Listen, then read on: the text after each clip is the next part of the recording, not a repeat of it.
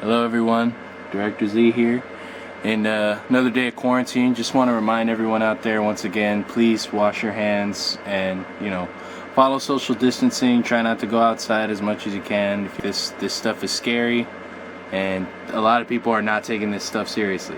Okay, so besides that really creepy and scary thought intro, I just wanted to let you know that I'm not really going to be doing a lot of physical video for these podcasts. I'm mostly going to be doing these intros as like a little bit of to tell you what I'm doing, and then I'm just going to let the audio speak for itself as soon as I start playing it.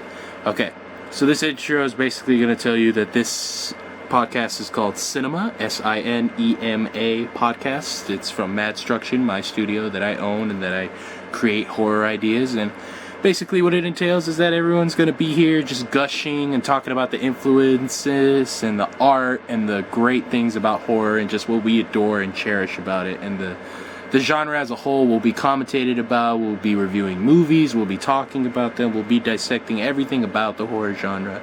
So I really hope you enjoy this idea. It's called the Sinema Podcast. And for my first edition, I'm going to be watching John Carpenter's legendary film, The Thing. So let the broadcast begin, and once again, thank you for watching, and please subscribe to Director Z on YouTube, and as well as following him on, following me on Instagram, Director_Z. Alright, thank you guys. Let the podcast begin. What's up, you little wankers? Welcome to Sinema, Sinema, Cinema, anything that celebrates violence, horror, and just anything inappropriate and sinful in the great state of cinema. Now, I would like to introduce myself. I am Director Z, and today we are going to be watching the John Carpenter classic horror movie known as The Thing.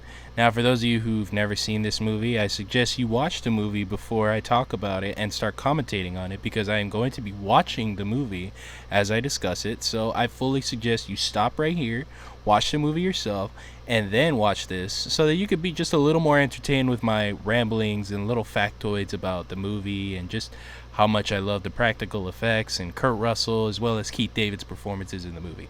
So let's get started. Without further ado, I'm going to start playing the movie and also just giving you a little bit of background on what it's about and what we're going to be doing here on Cinema Podcast.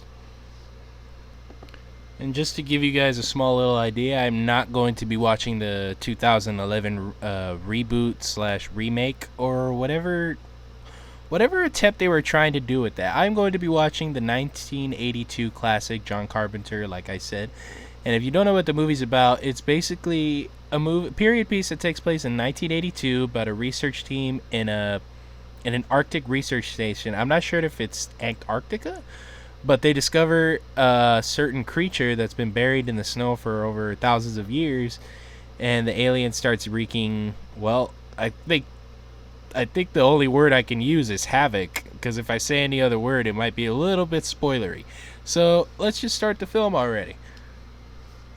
One thing I really enjoy about this movie is the Arctic setting. Any movie with an Arctic setting, I'm automatically already sold on.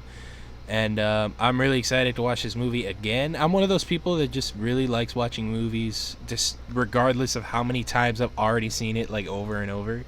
Like, I recently already watched The Invitation like 3 times on Netflix with a Netflix watch party. And it still just, it still surprises me. It still impresses me. Not surprises, because I know it happens. But, like, it still impresses me. The performances are still great. And I still like watching that movie as a whole. So, and then and I especially love the music in this movie, The Thing. It's done by a great Italian film composer, Ennio Morricone. I'm sorry if I'm literally butchering that name, but he has a very, very notable scores in movies, in westerns, since spaghetti westerns. I'm pretty sure that's what they're called. I never really got that back when I was a kid. I was like, are you supposed to watch those westerns with spaghettis? But no. And for those of you who don't know the work of John Carpenter has worked on many, many horror films and has made a name for himself as a very legendary director. So actually I've listed a lot of reasons why you should know John Carpenter. If you don't know John Carpenter, like, where honestly have you been? Like, his name is associated with a lot of horror movies. I'll talk about Halloween, They Live, If you've never seen those cult classics, and then this one, The Thing. If you've never seen The Thing or Halloween or They Live, then you don't know about Halloween classics. And the fact that this guy really likes working with Kurt Russell in Escape from New York and Big Trouble in Little China. And oh wait, no. Well, Kurt Russell's not in Assault on Precinct 13, but Assault on Precinct 13 is also a great movie that John Carpenter did. Okay, the movie is starting, and if for those of you who don't know, this is a space intro. Oh wow, oh yeah, UFO hurling through space. They don't really address the UFO after this. Like they just say, "Oh, it's falling out of space," and then they never really touch on it. And then they do the logos, and it says The Thing, and it starts coming like breaking away like pieces in the wall. It's a really cool introduction. I also really admire the poster. I posted it on my Instagram story right before I started broadcasting, and the poster for this movie is like a dude in an Arctic suit, and there's just like a big shining light coming from his face, and it's very eye striking because like a lot of people just can't look away from something like that. It's very it raises a lot of questions. And what's cool about the concept of the light and like coming out of someone's face is it really dives into the body horror and all the referencing of how people die in this fucking movie. And it starts off with a really good like suspenseful tone of the dun dun dun dun, like very dramatic pauses, and then there's a helicopter going between a mountain ridge.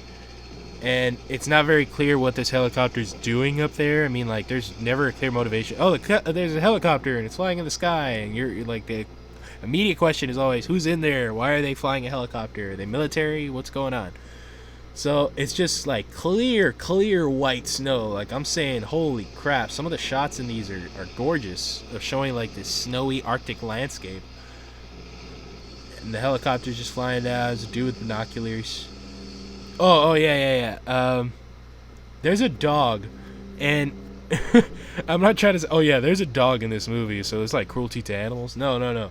But this dog is literally running, and you're the whole point of the scene is to ambiguously make it look like the dog is running with the helicopter because it's both running in the same direction, but the audience, you're supposed to kind of feel like you have no idea why, but these helicopter dudes are shooting at the dog.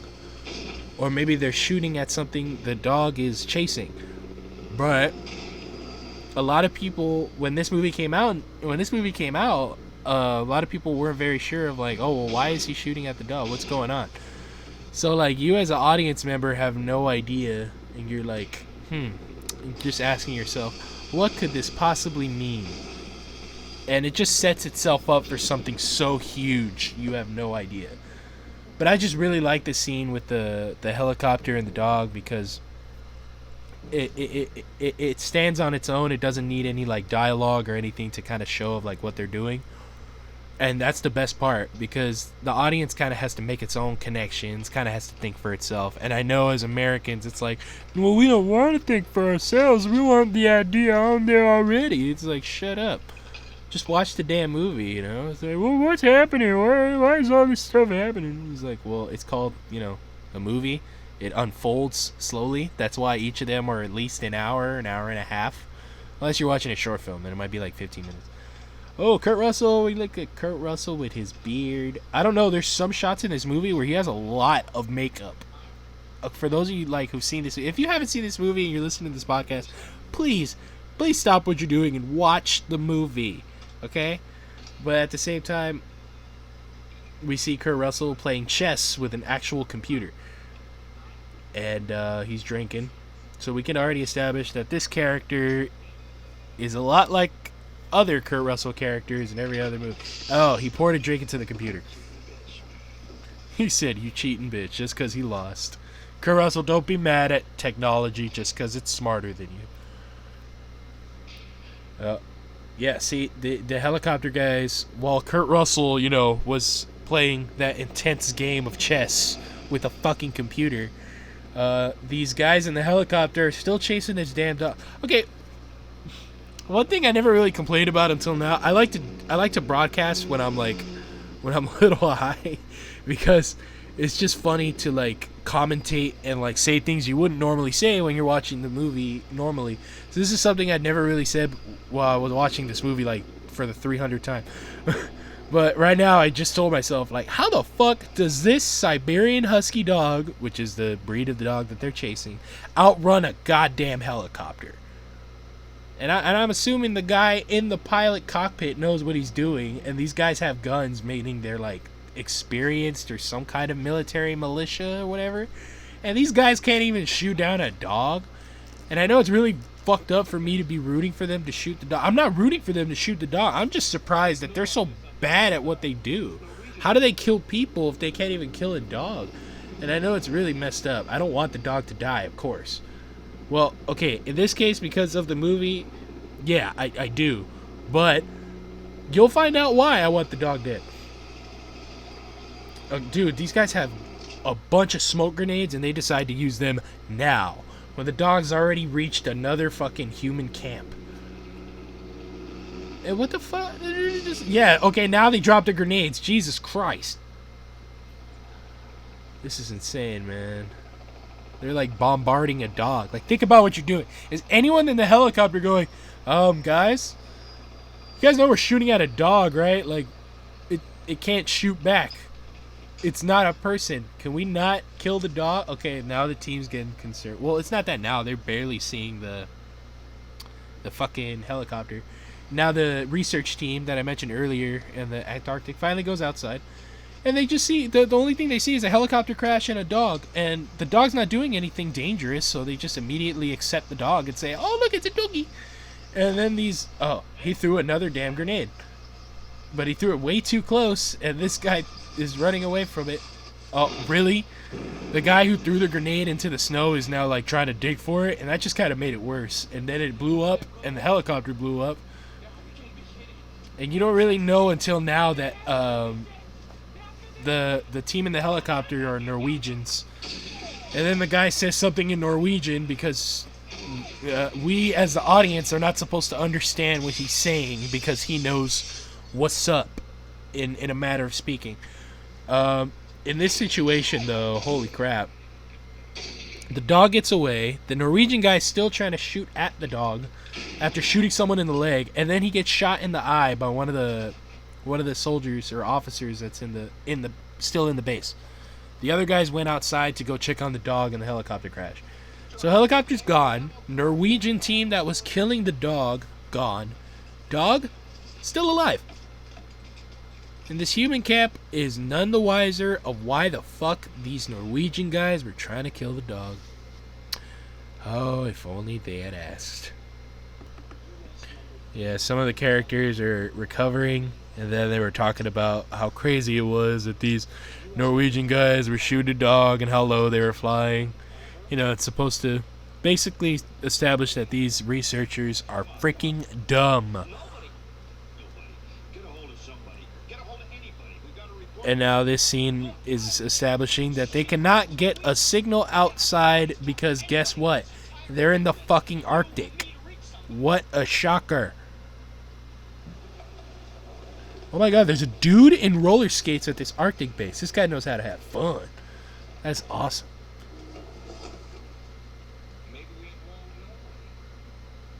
Oh, guy who got shot in the eye. Very, very grisly violence in this movie. I love it. And this guy is smoking a doobie. What kind of fucking Arctic research team is this? Ooh, Keith David. We finally get to see Keith David. I love Keith David. I love Keith David as a voice actor. I love him as an actor. But I mostly love his work as Spawn, man. He'll always be Spawn to me. Alright, so these guys are identifying these bodies, and they're like, oh, well, these guys are Norwegian. And we might be going to war with Norway. I was going to say with Warway? What? Okay, so this Arctic research team isn't exactly the best at gathering research. Wow. That's crazy. It's so funny to think about the other movies of the 80s in the horror genre that came out. And just how ahead of its time this movie was when it came in 1982. Think about all the effects and the the star power of Kurt Russell back in the day, of the of just the different horror movies and different movies that just came out in general in the 80s. The Thing was very, very unique, very, very standout idea. You know, like it's not like it was like sci-fi horror has never been done before, but it's like The Thing was just a concept that a lot of people were very terrified of, and it is a very, very terrifying idea. It's a terrifying movie. I honestly recommend it highly to anyone if you haven't seen it. It really surprises me. Well, actually, no, not really. A lot of the condescending, very racial remarks come out when you watch old movies like this. And it's not something to be offended about, because there's literally nothing you can do about that. It's not like, oh, well, he called the Norwegians crazy-ass Swedes, so he's a racist. No, it's just what was in the script at the time. That is what people were talking about and talking like at the time. So every dialogue you hear, everything you hear is literally just a product of its time. You can't just be mad at Looney Tunes because you barely finding out how racist and messed up they were. Or Disney cartoons, because they were both as equally fucked up. So yes, are there racial comments and racial undertones in certain 80 horrors movies? Yes. Has that shit stopped? No. Because minorities still die in fucking horror movies. But, I mean, the ratio of minorities and white people dying in horror movies has has changed substantially, is what I meant to say. Oh, I love this part. I love when he starts playing fucking Superstitious by Stevie Wonder, and the guy's like, turn it down, damn it. And he's like, alright, for sure. And then he goes to the boombox, doesn't even fucking turn it down. My fucking guy. I love that shit. Don't you ever stop that music. Very superstitious, riding on the wall. Oh my god, if you don't like Stevie Wonder, if I'm playing Stevie Wonder and someone says stop playing that Stevie Wonder, I'll smack him in the face. Don't ever tell me to stop my Stevie Wonder. Shit. If I'm playing Sir Duke, if I'm playing I Wish, if I'm playing Superstitious, don't tell me shit. Vibes. I love Stevie Wonder. Okay, I'm getting really off topic here.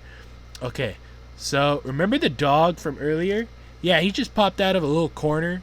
Like, he was like, oh, did you forget about me? And so the dog, you know, all creepily is just walking down the corridor. And yeah, I think we are supposed to get kind of like creepy, weird vibes from this dog, considering a Norwegian team just tried to shoot it from the sky. Well, not the sky, just tried to shoot it from a low-flying helicopter. But still, there's something really off about this dog, and I think as an audience member, you, as well as I, already identify that. But the movie doesn't want you to find out what it is just yet. But once again, we got a low-flying helicopter. I think this is Kurt Russell's, yeah. By the way, Kurt Russell's character is called McCready. They call him Max sometimes. And I just love when Kurt Russell plays a leader. Just like he's destined and has so much charisma and energy and just leadership qualities to always like be in charge. He's always like the head honcho because he knows what he's talking about. He knows how to calm people down. He knows how to take control of a situation. Kurt Russell just has his presence about him. So the helicopter lands at this the last origins. Well, I mean the last location of the Norwegian camp, which is where these guys came from, the ones that were shooting at the dog in the beginning. So they land and they see that this camp is a smoky, desolated wasteland. I mean, it looks like theirs. It's all snowy and there's like wooden laboratory houses and stuff, and they're like burnt, but this place is like burnt to the ground, destroyed. Everything's just in shambles. It's like a hurricane went through there, but blizzards, yeah, but hurricanes don't really happen around this Arctic place. I guess blizzards would just be another version of hurricanes. I don't know. So they're checking around the camp because they found out that the dead Norwegian guys from their camp came from this place, and they want to see what motivated these crazy Norwegian guys to kill a dog. Do they have like some weird cult at this little camp that they have? Well, the more and more they investigate this camp, the more and more they see the devastation. Like, the deeper and deeper they dive, they start seeing more and more clues as to what kind of massacre went on here, you know? Like, there's a fire axe in the wall with blood on it. Like, there's holes in the walls everywhere, broken glass. And, like, snow's everywhere, so it looks like this place has been frozen and messed up for a while. Like, time's gone by a little bit.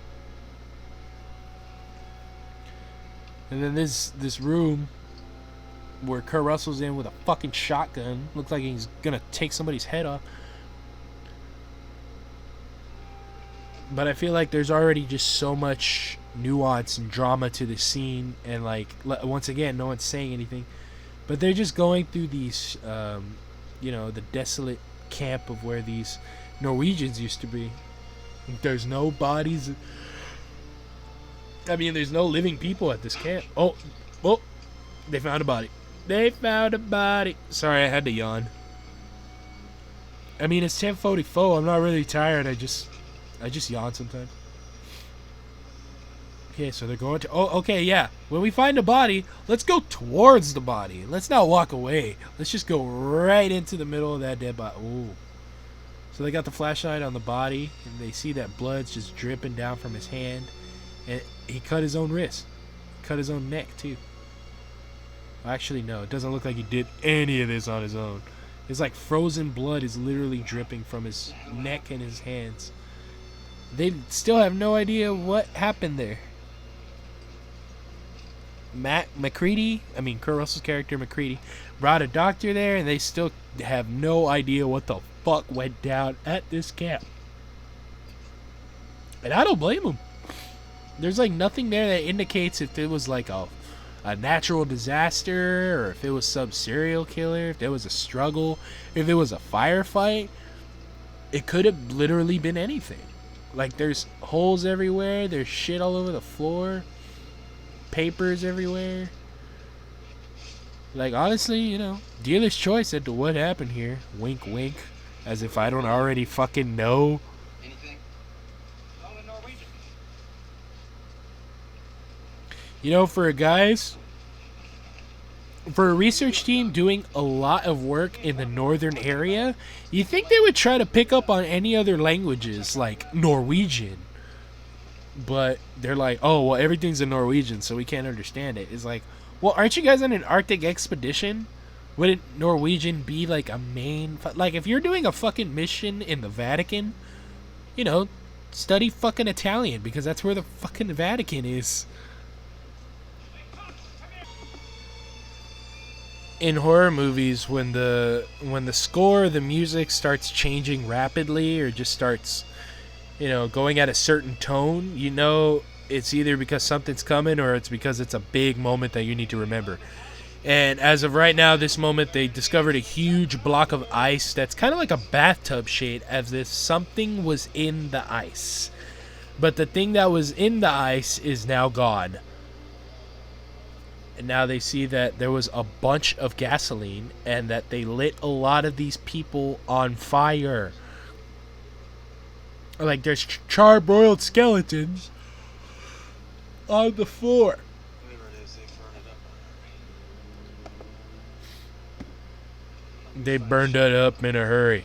That's what Kurt Russell just said. It's only because, well, they just saw all these burnt corpses of bodies, and they're still like, well, I have no fucking clue what went on here. But let's just keep touching things and just keep... Like, see, the reason I wanted to watch this movie is because I believe it really correlates with what's happening now.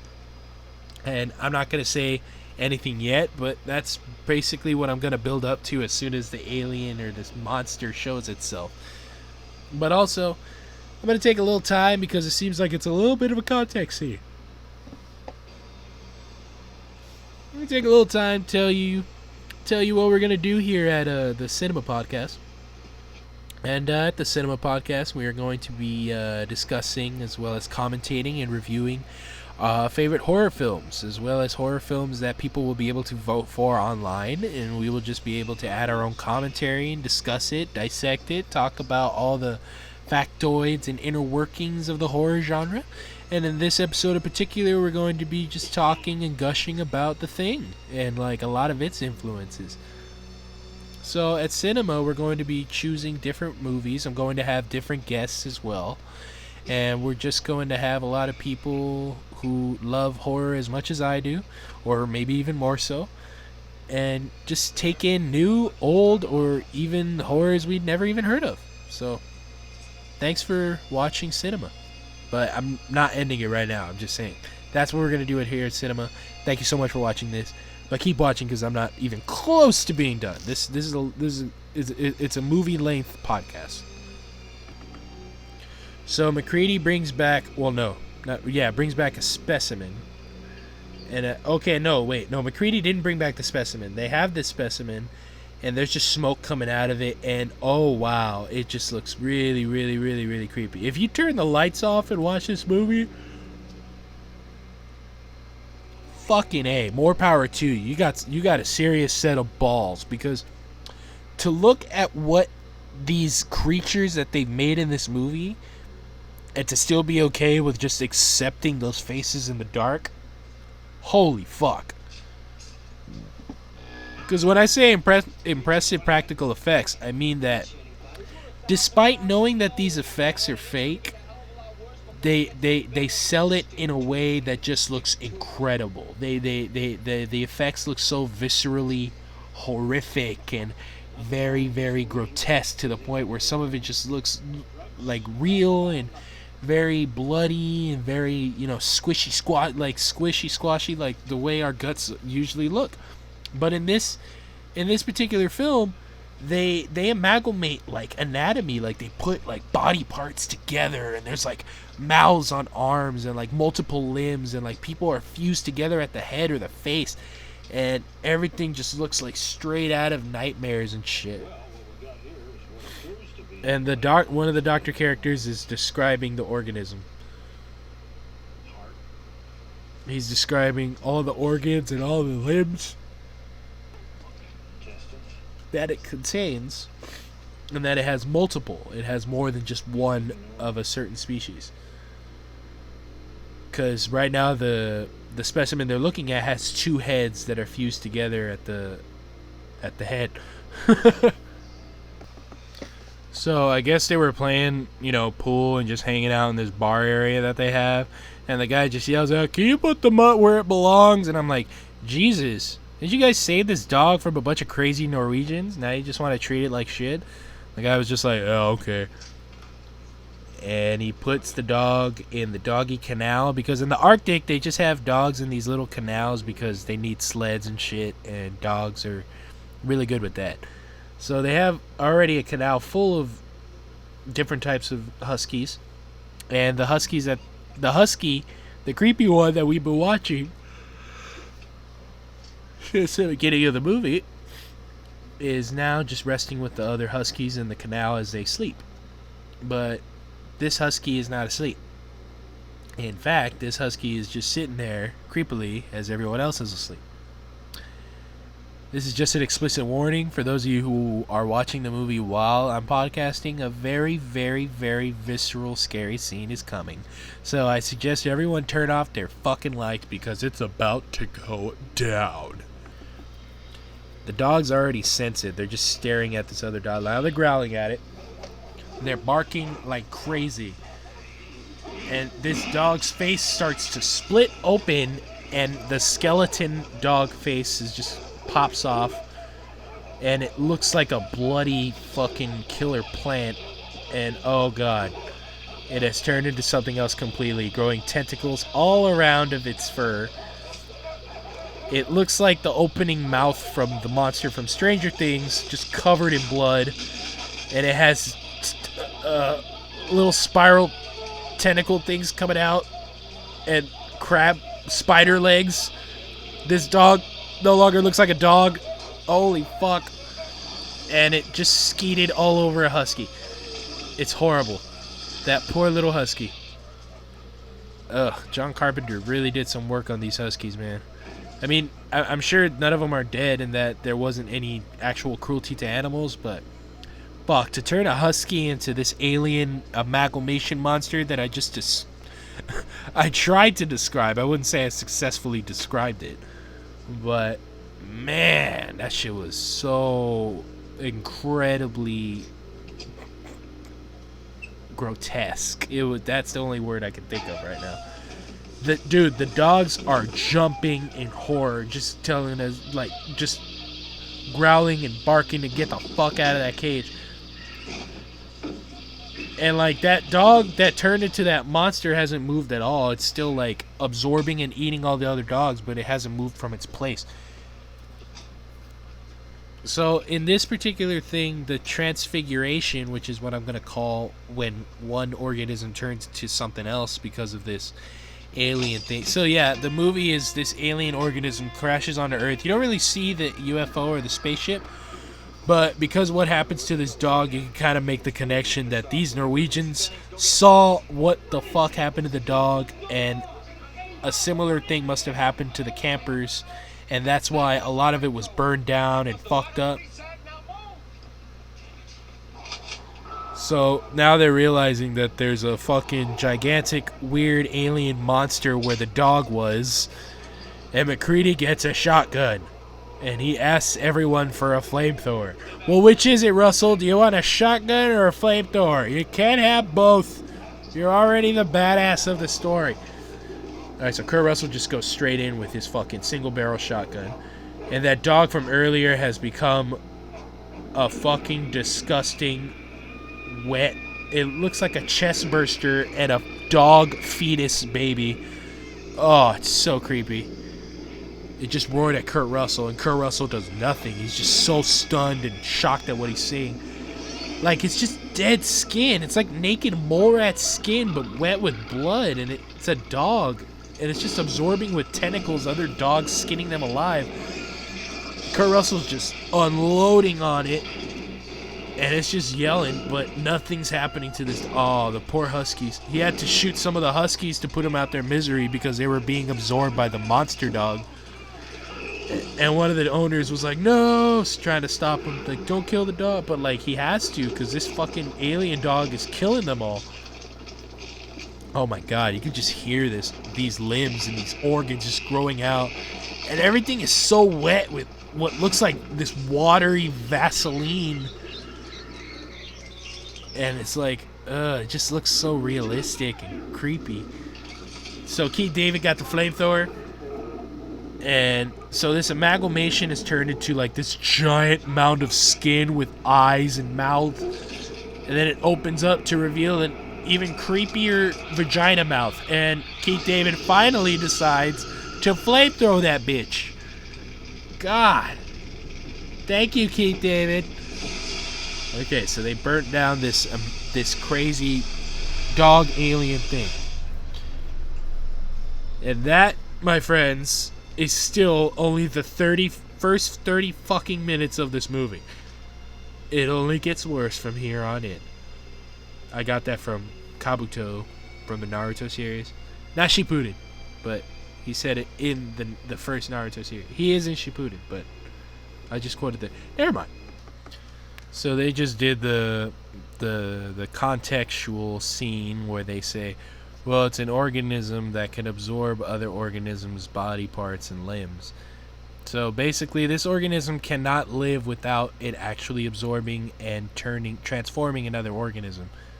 Basically, it's a parasite. It's an alien fucking parasite. And I love it. They just got the dog and they're dissecting it of how it's made up of multiple dogs and how it just kept absorbing other ones. I really don't think what they're doing is going to help the dogs right now because I think they're hella traumatized seeing one of their fellow dogs turn into a monster. One huge lesson I think this movie has taught me is that if I'm ever on an Arctic fucking expedition and I see anything remotely alien, don't fucking touch. Fun little cool fact. You can't really see it that well, but when they're watching the footage of the Norwegians and what they did at the camp before, John Carpenter actually makes a little bit of a cameo there. And the only reason I know that is because the Thing DVD and special features and YouTube videos told me. I'm like really into this freaking movie, guys. Like, honestly. They found a ship that, upon multiple viewings, I did not notice up until now, looks a lot like the Millennium fucking Falcon. But, I mean, any UFO kind of resembles the Millennium fucking Falcon. I think that's what the Millennium Falcon was supposed to look like. It was supposed to reminisce a UFO. Nah, that's probably wrong. I think UFOs are made to reminisce the Millennium Falcon. Whichever one came first. I'm obviously kidding. Or am I? Yeah, you know, we just discovered a giant alien ship that not a lot of people know about. Let's just walk on the surface of it. You know, there's no chance it could explode or have some booby traps for humans. No fucking way. God, scary movie people are dumb. I don't know if it was an editing thing or if it was some kind of color saturation deal. I don't know. It was very unclear to me. But there's a wide shot in which they're walking towards a hole in the spacecraft, and their suits look purple. And then you realize they're not purple because they've been wearing like this green, darkish, black, gray, greenish type color. Just, I guess that was like an editing process thing or whatever. I'm not sure. I didn't really notice that before. Yeah, Kurt Russell really has no idea how to answer all these questions about the alien. But for some reason, everyone's coming to Kurt Russell with their alien problems. Leave Kurt Russell out of this. He's not exactly qualified to talk about an alien he knows nothing about. But I mean, because he kind of assumed the role of the leader, I guess people just kind of come to him now. But just because he's a leader doesn't mean he's the smartest one there. Why does everyone think that? They think that the leader should solve every single problem just because he's a leader. But does anyone ask themselves, is the leader smart enough to come with an actual solution? Kurt Russell really wants us to know that his character is an alcoholic. There's a Coors Light right next to his fucking bottle of liquor or Jameson or whatever it is. It's just a big green liquor bottle. That's what it looks like. And then after he's moving his stuff from downstairs, he's like, look, I just want to go to my room and get drunk. Which, by the way, I've never related more to a piece of dialogue from an 80s movie than that piece right fucking there. Oh, it's dripping. It's dripping. It's dripping. It literally looks like it's just dripping strawberry jam, but we all know it's supposed to be blood. But I'm like, oh shit, there's a bag and it's dripping strawberry jam. What the fuck could that possibly mean? Oh, it means people are gonna die. So the radio guy comes back and says, come on, Bennings, I gotta get to bed. And guess what? Bennings ain't fucking there. But his chair has blood all over it, so guess what? It means, yep, he's dead. And not only that, but he's being wrapped around by what looks like intestines. And oh my god. It looks nasty because it looks all moist and wet. Like, the fact that a lot of these fucking crazy ass monster things look like all not sweaty but just like wet. Like, ugh, there's just this weird, disgusting moisture just dripping off of these fucking monsters. And like, they're letting these people out, and like, it's not safe with these fucking monsters running around. Like, they haven't even seen what they can do yet. Like, think about that. I already know what they're capable of, and you don't if you haven't seen this movie. Which, once again, watch the fucking movie, please. The Thing, John Carpenter. It's a fucking classic. Okay, so they finally got up to the guy that was running away, but they're like, keep away from him because don't touch him. Let's see what the fuck's wrong with him. And then Benning shows his hand, and it looks like this fucking coral claw thing, and there's just blood dripping from it. And then he has a very Invasion of the Body Snatchers moment where he just screeches a very inhuman screech, and it just looks so crazy, dude. He looks like he's possessed by a fucking demon. But like, this alien's just transmutated his body to have like really hard. Oh wow, they lit him on fire. And he looks like he's just sitting there taking it like, oh shit, I'm on fire. Well, nothing I can do about it now. Like, what the fuck? This guy's pleading with McCready not to, that Bennings was his friend and shit, and that, like, don't do this. And it's like, you realize that that's a dumbass argument, because did you not see your friend scream like a fucking banshee and have hands like the fucking crab boy from American Horror Story? Holy shit. They take a flamethrower to all the bodies, people that were infected, people that might have been compromised, and Bennings.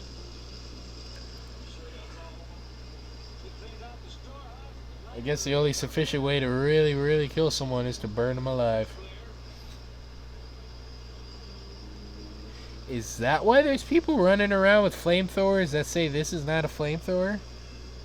Because that's the dumbest thing ever.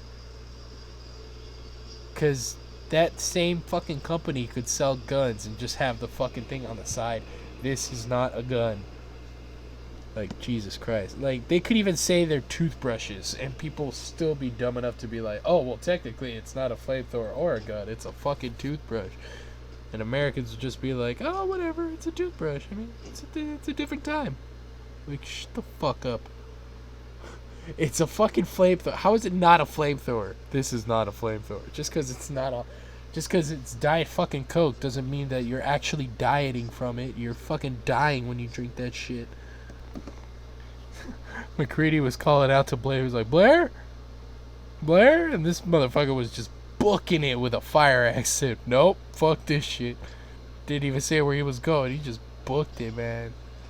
And now Kurt Russell's fucking McCready is investigating, going like, oh, I wonder what he was running away from. Like, really, dude? You gotta check every fucking reason we run away or some shit? Like, that's gonna kill you. Like, what if we were running away from a fucking tidal wave? You could have just been running like, oh, well, what are you guys running away from? You would have fucking drowned in a tidal wave, Kurt Russell. Yo, this old dude has the right idea with using the fire axe and just letting out all of the emotions that constrain you and just saying a bunch of shit that you're angry about. I think it's a real therapeutic thing. But unfortunately, you need a fucking fire axe to swing at things, or you can just swing a bat, as long as no one's around. Unless you want someone around, then make sure the cops aren't around. No, I'm just kidding. No, don't do that. I'm not advocating violence. It's a joke. Why don't you trust in the Lord? God, what kind of fucked up... I mean, like, it's a very chilling quote to tell someone when all this shit is happening. That's just good writing right there. McCready does what the fuck he wants. Like, goddamn, McCready. We get it, you're a fucking badass, bro. Woo! The thing is, like, also referring to just the alien menace or whatever. Kind of makes people go crazy. It makes them a little gun-toting fucking nuts. Like, oh no, you're the monster. No, you're the monster. No, I hate you. I hate you. And they start pointing guns at each other and shit. Except this guy. The guy who's on the radio has this big gouge on his head. And he has a shotgun that he literally broke into a window with, like, no bleeding fists or anything. Or, like, no way. I think he used his foot, so never mind. But still. And then this officer, the guy who shot one of the Norwegians, has a fucking hand cannon. And he's all paranoid and weird. So I think he has the thing in him, too. But we'll find out, won't we? So I guess in a way to keep it from spreading, they kind of have to burn the last known person with it without having any contact with them. So like the parasite or thing could still be in you without showing any symptoms, which kind of resonates with the pandemic that's happening right now with the whole COVID-19, or in other words, coronavirus. And this thing does move like a parasite, kind of like a plague. It won't stop infecting everyone until everyone is gone, and then it will have no enemies left. And since there's a storm in this Arctic expedition research facility or whatever, they're kind of stuck there. And some cabin fever shit is gonna go down. And I don't mean the Eli Roth one or the terrible remake one. I mean, like literal cabin fever. Like these people are gonna stay in a condensed area for a long period of time with just each other. What could possibly go wrong? Ah, so Kurt Russell has his very own Captain's log, star date 4.5 to the last decimal point.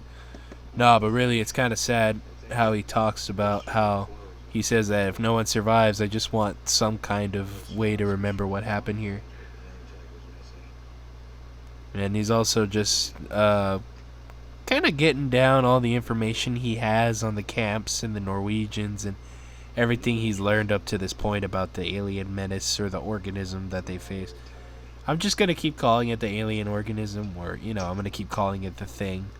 I think I just complicate myself. I just complicate it for myself so much. It's just the thing, or alien organism. That's it. Even the guy who's doing the research said it could pass to any organism with only one particle. So he suggests that everyone prepare their own meals and only eat canned foods. Which I guess is what's happening right now, only instead of people panic buying canned foods and trying to prepare their own meals, they're getting food delivered to their homes and panic buying things like toilet paper and baby formula when they don't have any fucking children. Like, what kind of shit is that? I guess they had to quarantine Dr. Blair, and now he was just locked away in some little ice shed. And there's a fucking noose hanging all of a sudden. Like, they're like, okay, well, just in case you want to kill yourself, here's a noose. Like, what an asshole. Oh, they can't let him back inside, though, because he's probably infected. Or maybe they're just paranoid and just locking an innocent guy up. Who fucking knows? So the guy that was traveling with Kurt Russell to see why the fuck his lights were on in his office tried to come back and say, like, oh no, Kurt Russell has the thing. But I guess he was locked up back in the closet. And then he had this sticks of dynamite, I guess, with the flare, and he's about to, like, blow himself up. He's, like, that desperate, and he's like, back the fuck up.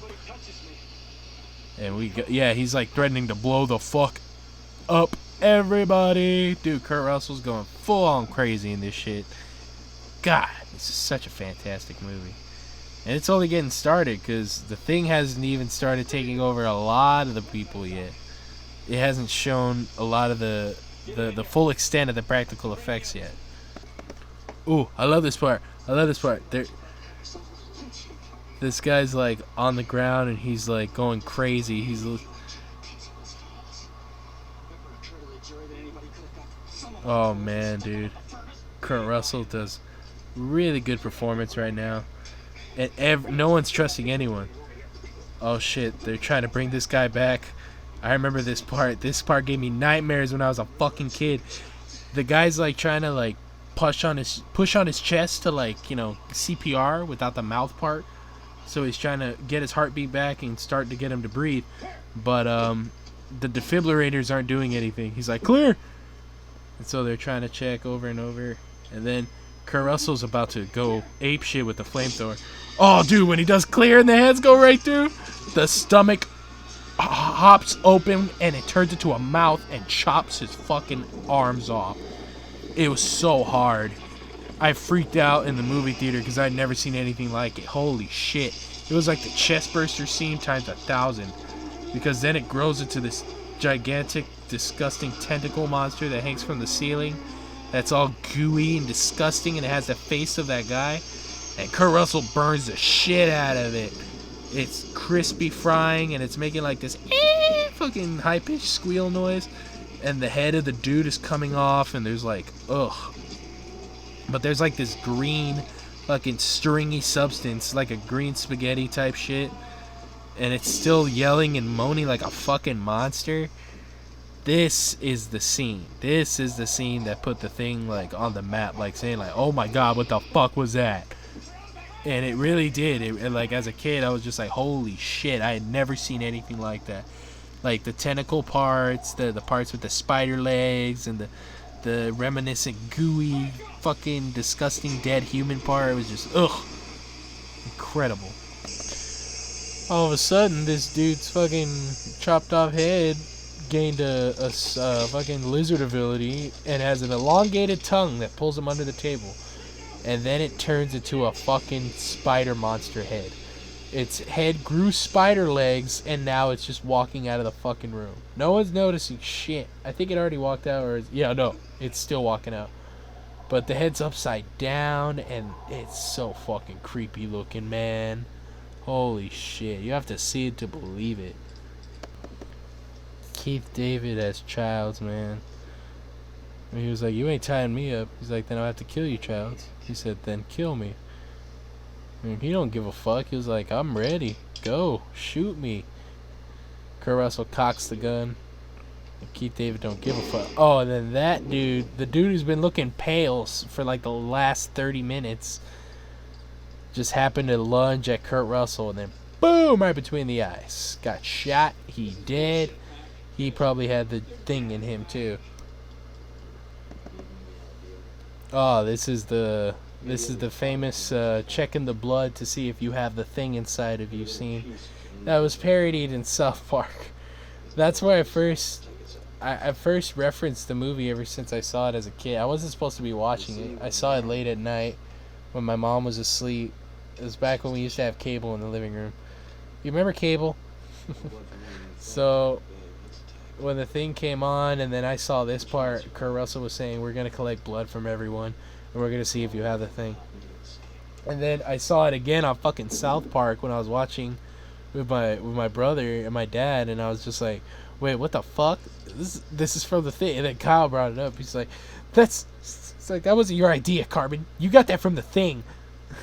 And I was like, oh my god. South Park just stays making these references, man. It's funny. So the characters basically have to, give themselves a slight cut that draws some blood onto a plate in which they could, I'm not sure if they're gonna get like a piece of copper or some piece of metal to see how it chemically reacts to see if the thing is inside of them. I'm not exactly sure how the science in that actually works, but I mean, I'm no scientist. I love this movie. Oh, they found out that the dude Palmer has it, the one who's been like hella paranoid, and now his fucking eyeballs are melting out of his head.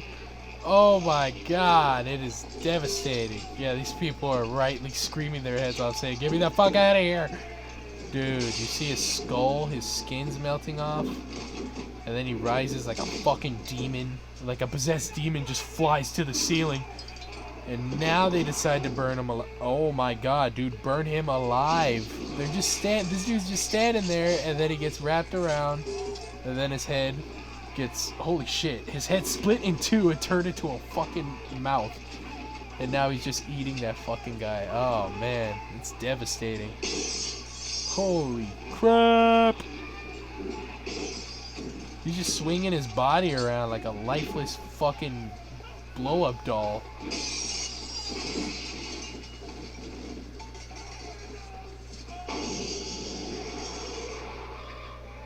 Yeah, the fucking monster screeches with the fucking flamethrower.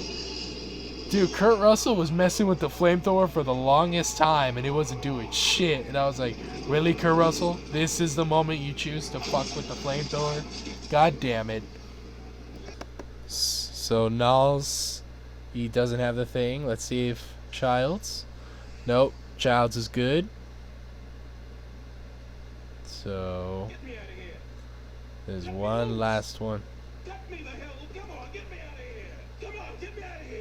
And he keeps yelling his fucking head off, which I think rightfully, yeah, people should be able to yell their head off to get the fuck out of a situation like this. Because they could be sitting next to a fucking monster. Alright, Gary's blood is good.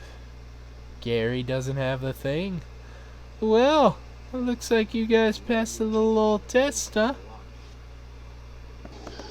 So there's one more person they have to do the test to, and I think it's Dr. Blair, that's the name? Yeah, Blair.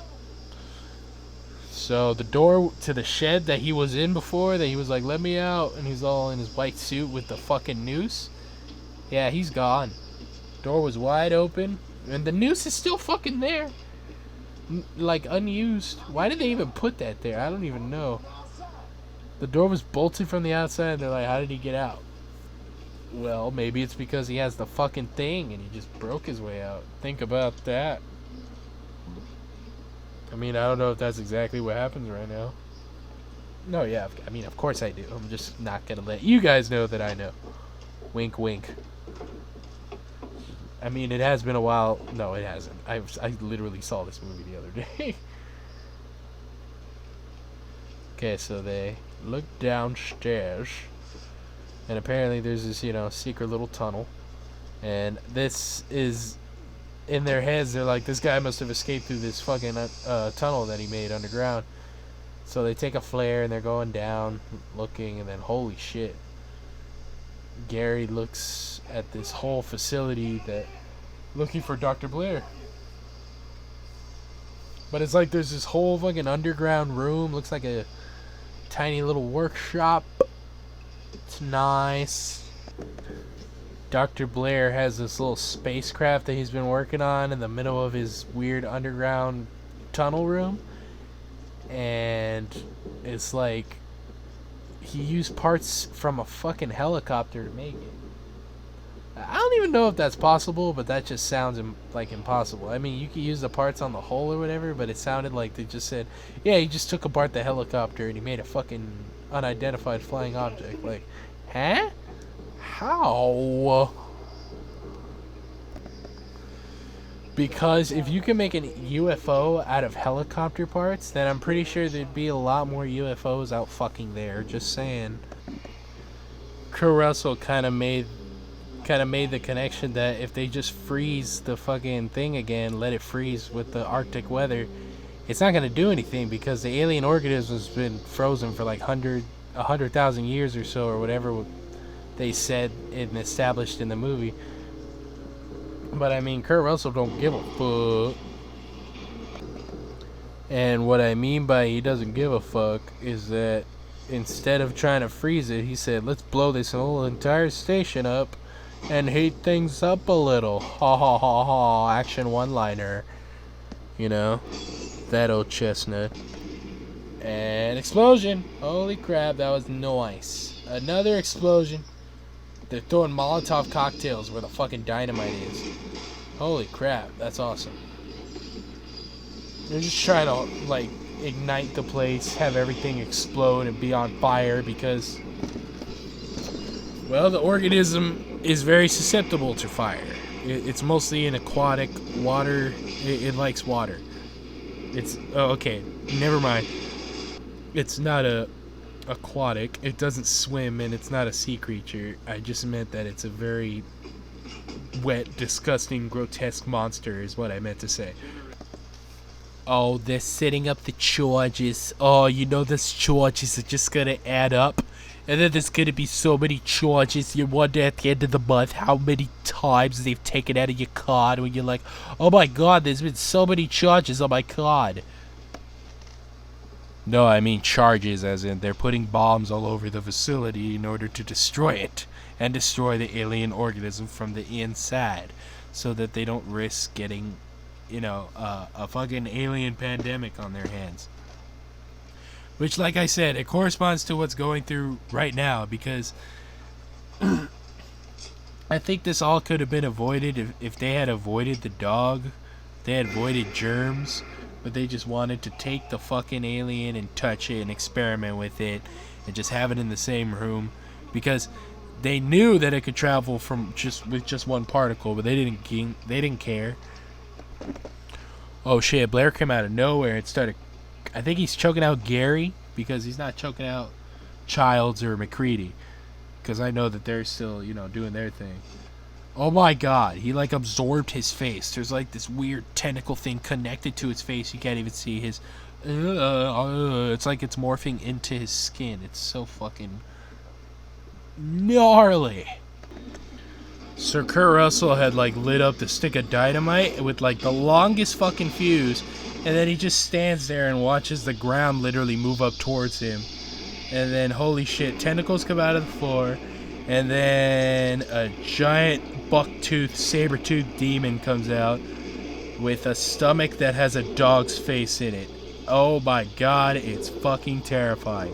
Ew, ew, ew, ew, ew.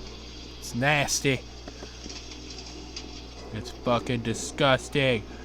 But at the same time, it's so incredible how much they had to work with, like, these like consistencies of plasticity and puppetry and animatronic. I don't even know if it's just I don't even know if it's animatronic.